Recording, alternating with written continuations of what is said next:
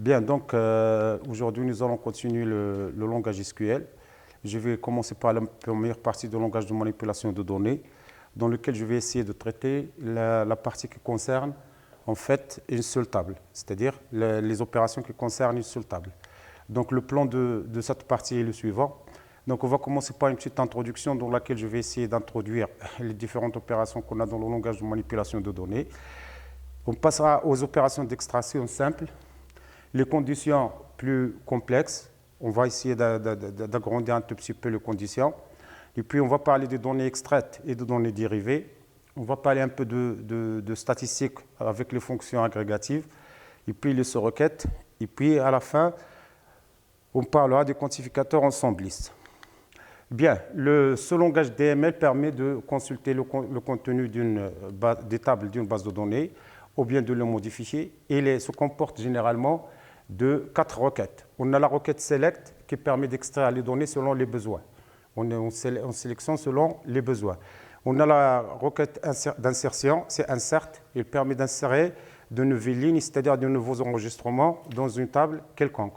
On a la requête delete qui supprime les lignes d'une table. Attention, la requête delete est différente de la requête drop. Drop permet de supprimer la table. Par contre, la requête delete, il permet de supprimer des lignes d'une table.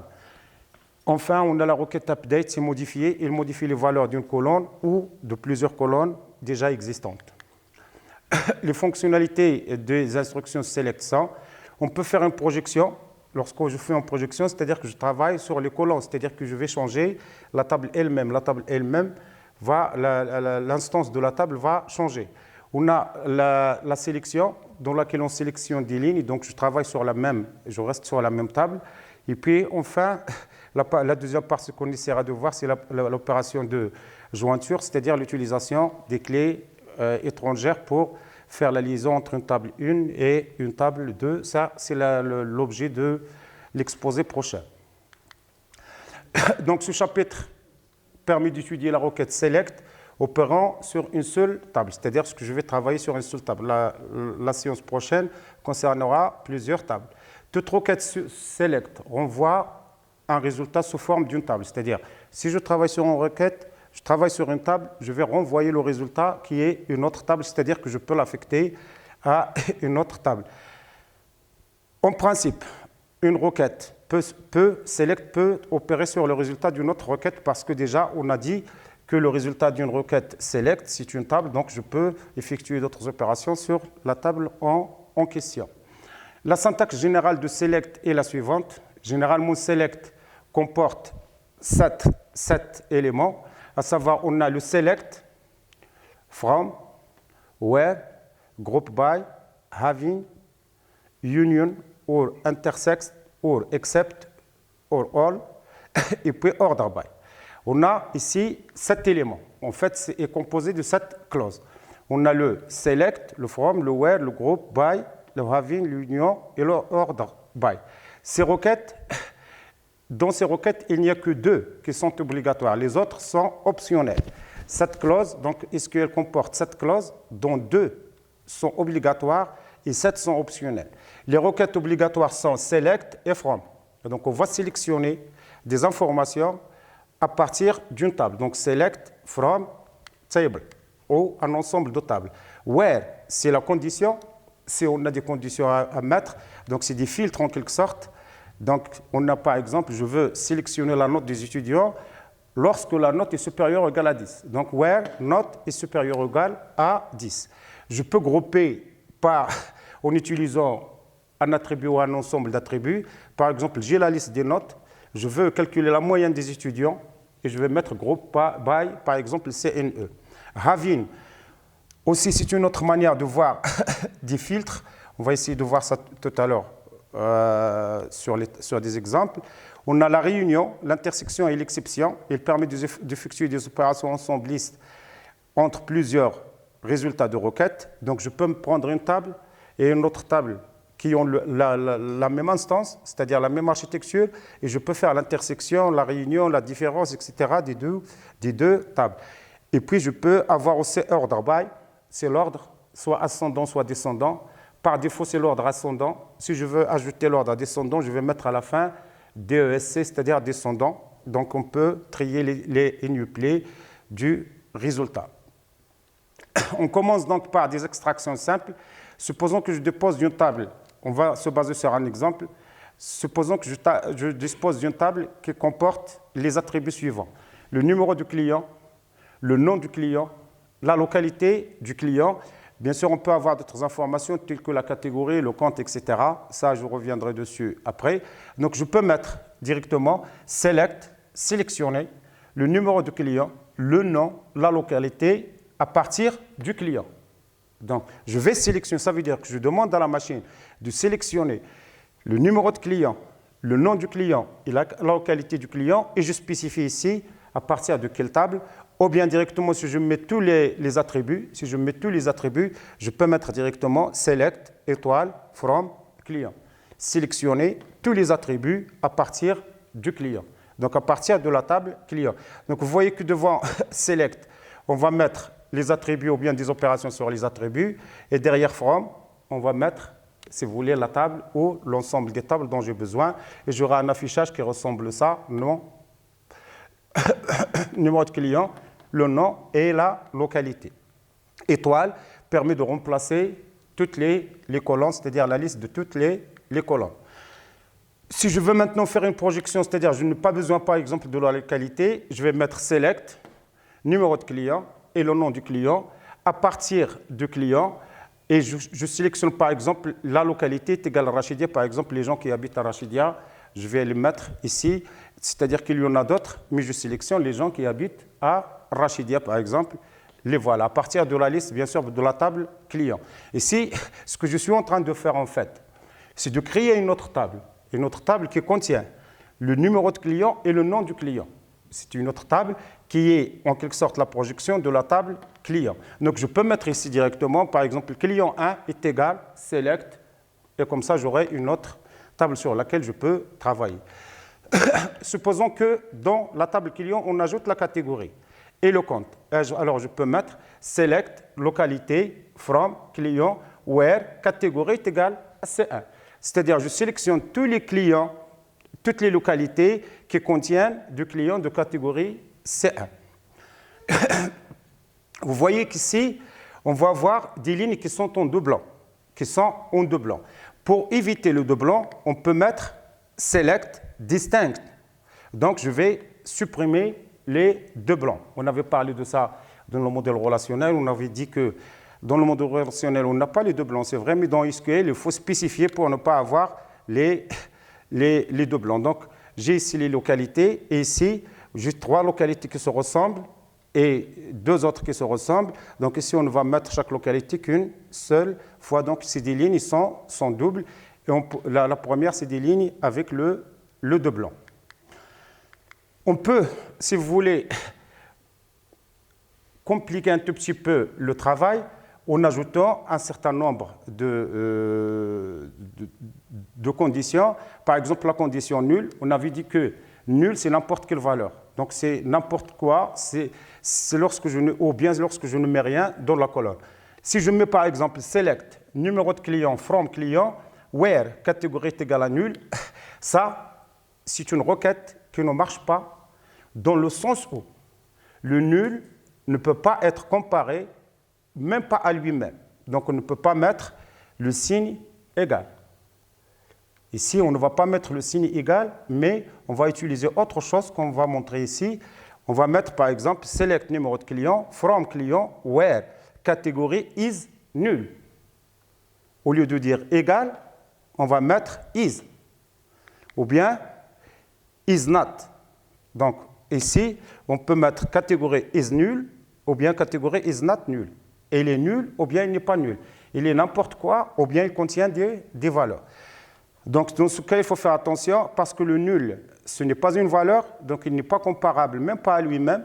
Donc, il ne faut pas utiliser le signe égal, mais il faut surtout utiliser le signe is ou bien is not. On peut mettre ici des conditions plus complexes. Par exemple, on peut mettre le in, c'est-à-dire le in, c'est un ensemble. Le between, c'est entre deux valeurs ou bien entre deux éléments. Donc, les in, ça spécifie lorsque je travaille sur un ensemble quelconque. Par exemple, je peux mettre select numéro de client from client, where la catégorie in C1, C2, C3. C'est-à-dire que je vais choisir tous les clients qui ont la catégorie C1 ou bien C2 ou bien C3. On peut mettre select numéro de client from client, where localité not in Rachidia Casa. C'est-à-dire que je vais sélectionner les clients qui n'habitent pas à Rachidia ni à Casa. C'est des clients qui habitent ailleurs que Rachidia et Casa.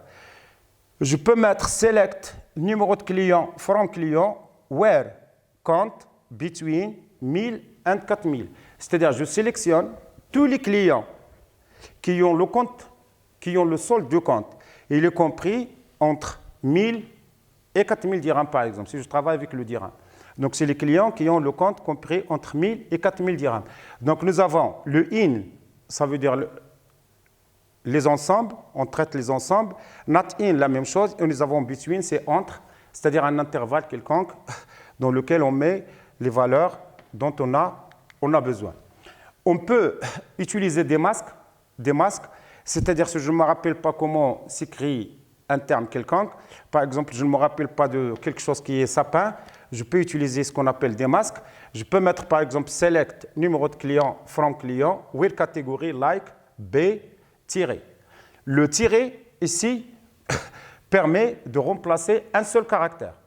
Le tiré, c'est lorsqu'on a un seul caractère. Donc ici, on a un caractère quelconque. Un caractère quelconque qui suit le B. Je peux mettre select numéro de produit, from produit, where, libellé, like, sapin. Alors, ici, c'est pourcentage et pourcentage. Le pourcentage, c'est une chaîne quelconque. C'est-à-dire, je vais prendre tous les produits qui contiennent le terme sapin, soit au milieu. Donc, on a pourcentage et pourcentage. Lorsque je mets pourcentage au début et pourcentage à la fin, c'est-à-dire c'est n'importe quel emplacement. Si je mets sapin, pourcentage, c'est-à-dire tous les produits qui commencent par sapin. Si je mets pourcentage sapin, c'est-à-dire tous les produits qui se terminent par sapin. Attention, s'il vous plaît, il faut respecter les majuscules et les minuscules dans les masques. Donc, je peux mettre B dièse, c'est B1 par exemple, c'est BD, c'est B espace vide, mais ça ne marche pas. XB, c'est-à-dire une chaîne qui se termine par B, ça ne marche pas.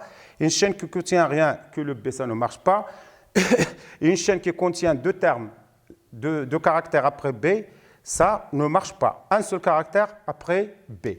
Pour le pourcentage, ça marche.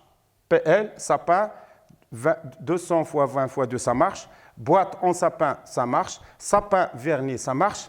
Mais ce qui ne marche pas, c'est de mettre sapin en minuscule ou bien de laisser des espaces entre les caractères de sapin. Ça ne marche pas, donc je mets ici que ça ne marche pas.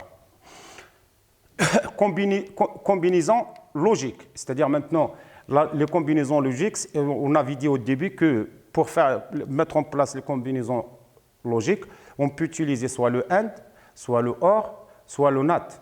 On a déjà parlé du NOT. Maintenant, on a le AND et on a le OR. Le AND, c'est et, c'est-à-dire les deux conditions doivent être vérifiées.